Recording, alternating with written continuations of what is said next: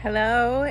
It is a nice, cool day here in the Willamette Valley, and I am so grateful after the heat. I'm getting a lot done in my garden, and I am getting ready to explain my watering system to somebody. I'm going to need somebody to water for me for a few days, and so I thought that I would make a video about how I get this pretty large space watered.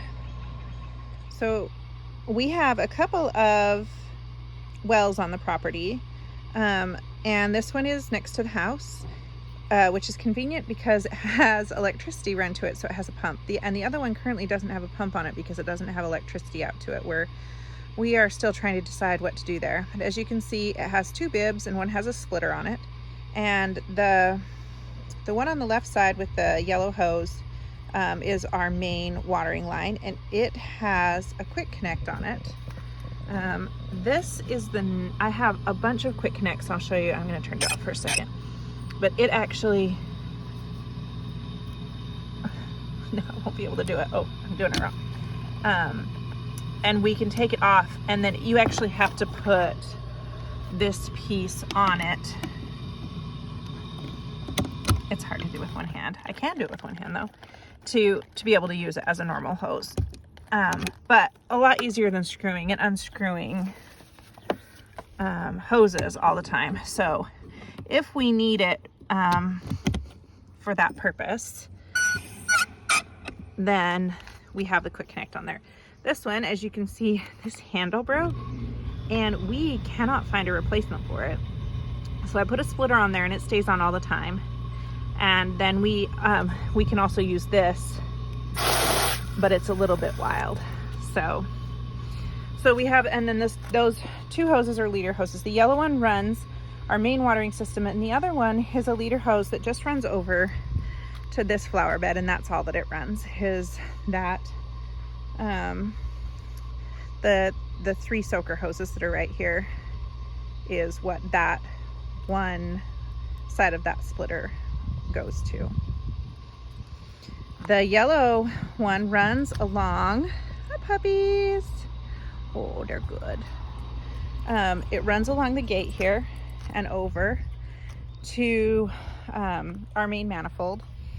This manifold it has 4 splitters, and the top one here is running a soaker hose to this herb bed, and then the bed there's this green hose right here.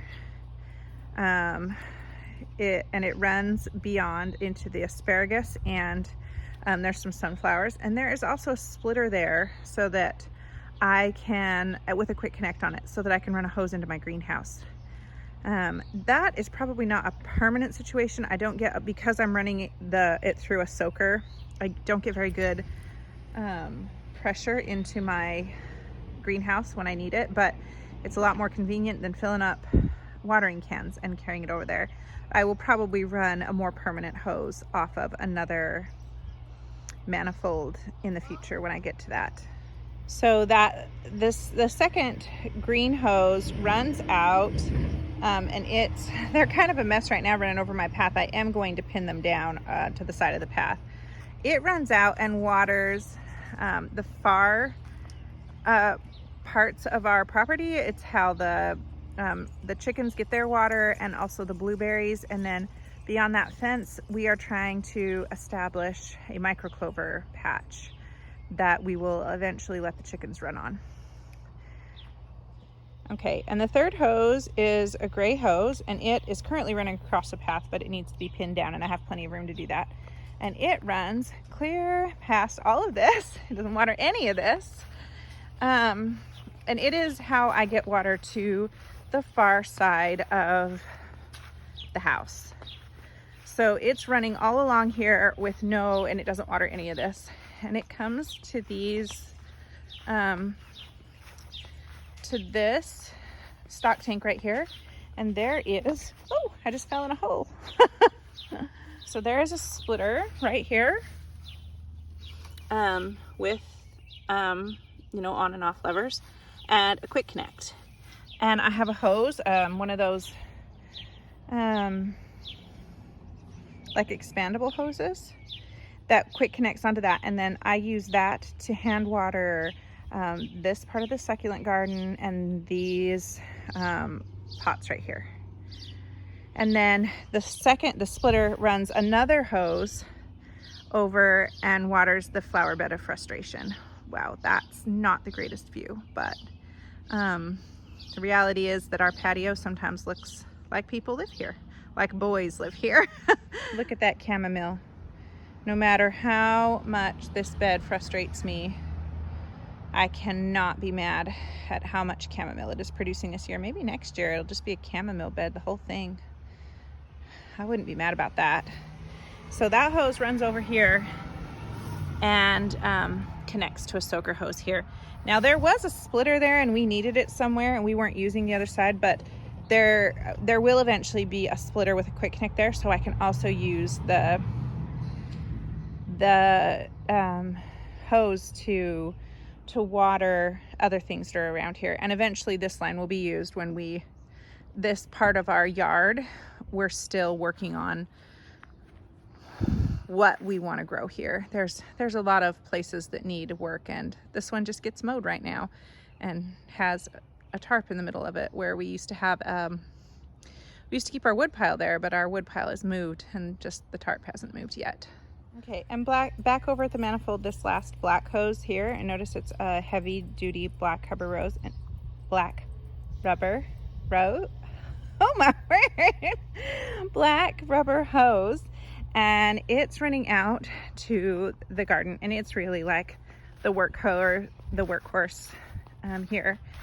It comes out, and at the entrance to the garden here, which needs to be cleaned up, but it is what it is right now. I'm busy.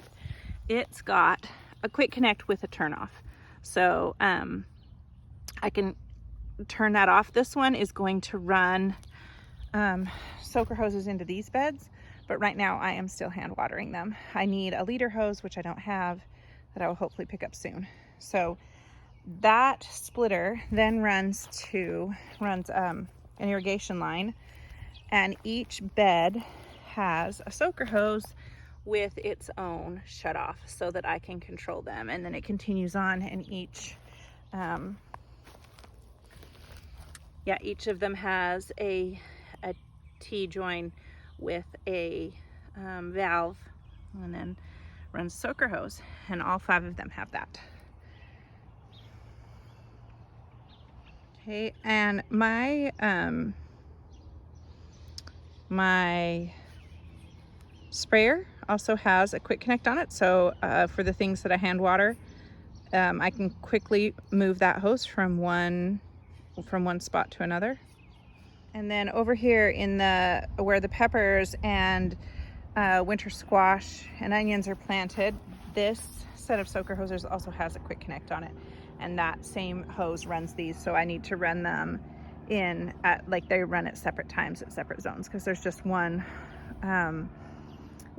And right now the soaker hoses only go to this bed, and these 3 are being hand watered.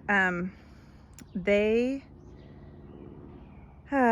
just got planted, and as you can see, that bed right there doesn't even have wood chips around it yet, and with winter squash. In fact, that bed right here, this one right here, has nothing in it yet. I still need to plant it, and I just don't have the soaker hoses in yet, and I'm trying to decide whether I want to run like irrigation line instead of just running. I have 3 consecutive soaker hose running here, and I don't think that the pressure is great if I run 5 or 6 together. I think it works better if I run them, but the soaker hoses are long for these beds, so I need to decide what I want to do there. Always decisions. For right now, this is working with quick connect. I hand water the onions and that larger bed, and that doesn't take too long. So our house is old. It's 112 years old, and the whole house only has one hose bib, and it's at the front of my house. So gratefully, one of the wells was existing. We did dig the other one. And we needed to replace the pump. And that pump house a friend of ours built for me, it's a lighthouse. I don't know if you picked up on that, but it's part of it's covered right now. It needs a repair to just the decorative top that makes it look like a lighthouse.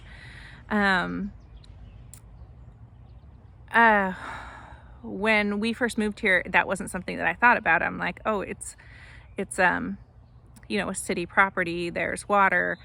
But I have been really grateful that we've had to be creative and think about how to get water to all the different parts of this property. I'm very grateful for the well, particularly if we put on water restriction. That doesn't necessarily apply to the wells. We always are careful with our resources. We mulch and we use soakers anyway, but I don't have to give up watering my garden for 2 weeks at a time because of a water restriction. I have a couple of well-established ornamental perennials in my front that they could go 2 weeks without water. Yeah, that's how we have managed our watering system. It is an evolving system, and we've tried a bunch of other things. We don't use drip. We have before. For annuals, we just found it to be too frustrating to reconfigure it every year, too fiddly. So soaker hoses work better for us.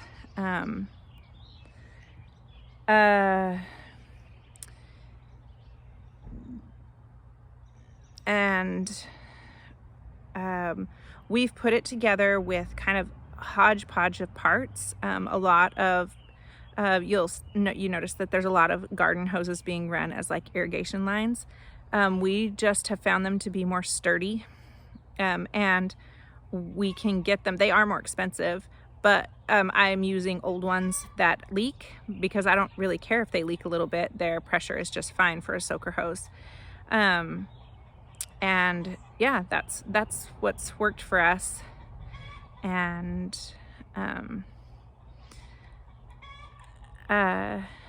like I said, continuing to evolve. It's not perfect, but it gets our garden and our beds watered. So if you have questions about any of those things, let me know, and I will talk to you next time.